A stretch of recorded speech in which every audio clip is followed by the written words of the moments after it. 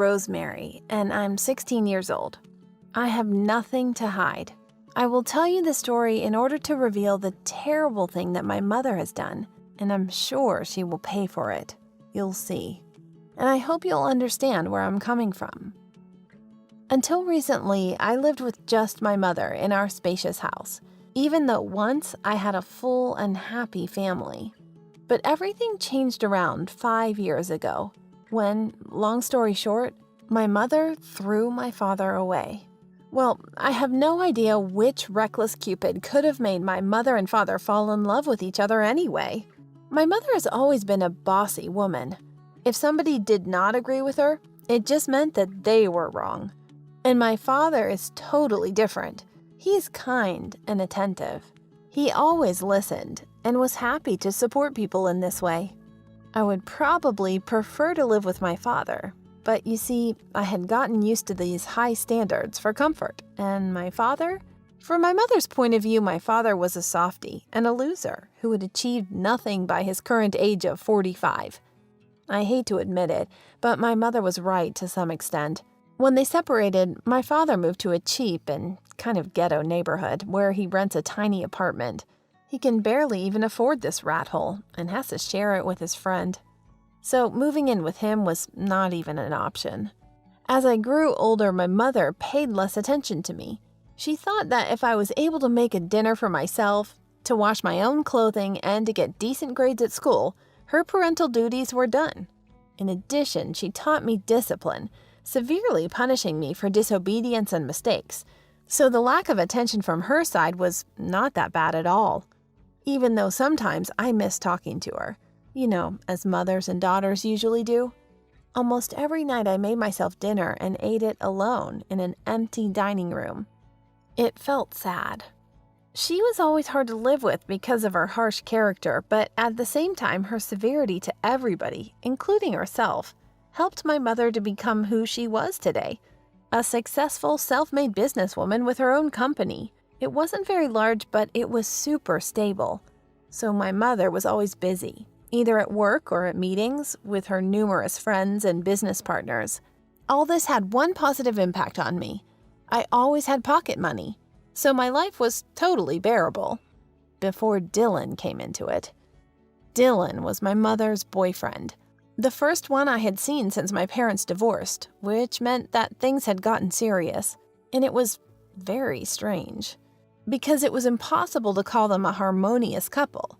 You see, Dylan was about 10 years younger than my mother, and he was one of those men who pays a lot of attention to how they look, regular visits to the gym and the barber shop to get this perfectly trimmed beard, expensive cologne, you know the type.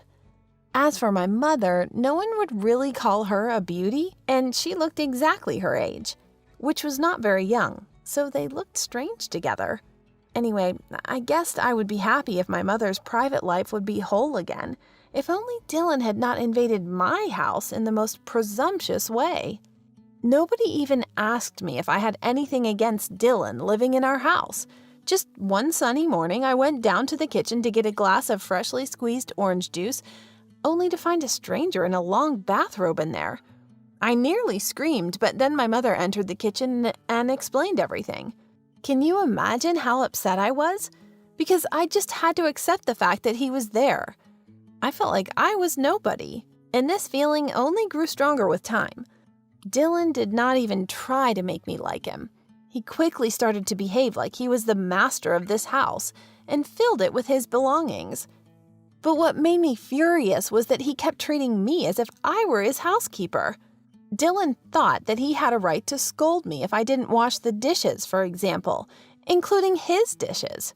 Soon, my mother and Dylan started to allow themselves to make sarcastic comments about my presence in the house, as if they could relax and take it easy because of me.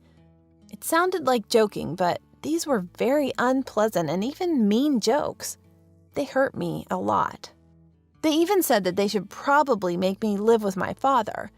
I overheard this conversation when they thought that I had already gone to bed, and I was thinking about it myself. But my father was so poor. Later on, it turned out that I had my reasons to dislike Dylan. He was not the person he was pretending to be. One morning when I was in a hurry on my way to school, I took his smartphone by mistake. We had identical models that were the same color. I didn't realize this had happened until I was already in class.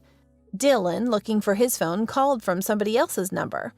When I realized that I had touched the phone of my nasty whatever he was, I could not resist the temptation to browse his contacts, texts, pictures. Any and every place not protected by a password. And guess what I found?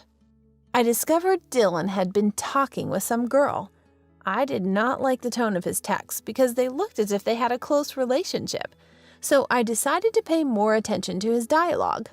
It took my entire class time, but it was totally worth it. First of all, Dylan was texting his ex-girlfriend with whom he maintained a very warm and even intimate relationship. Second, Dylan admitted that he was living with my mother only because of her money. He did not even like her. And Dylan had a plan, first to get rid of me and afterward to gradually take possession of all my mother's savings. She was in love with him and generously spent money on his needs. After that, Dylan was going to dump my mother and get back with his girlfriend with a good sum of money in the bank so they could start everything again from scratch. Honestly, I was so shocked that I was not sure if I could tell my mother. I could not even imagine how she would react. And when I finally dared to tell the truth, she did not believe me. I insisted that my mother check Dylan's phone, but it was too late. Dylan had guessed that I might have seen the compromising text and deleted all of them. I was declared a liar, and my mother, my own mother, sent me to live with my father. In the same manner, she has thrown him away several years back. You know, I've been through many things with my mother, but after that, I am totally disappointed in her. And I even think that she deserves what Dylan will do to her when he finally gets his money. As for life with my father, everything has turned out to not be that bad. We get along very well, and recently he switched to another, better job and started talking about moving to another apartment. It seems to me that he's feeling stronger, and caring for someone else was what he needed to succeed.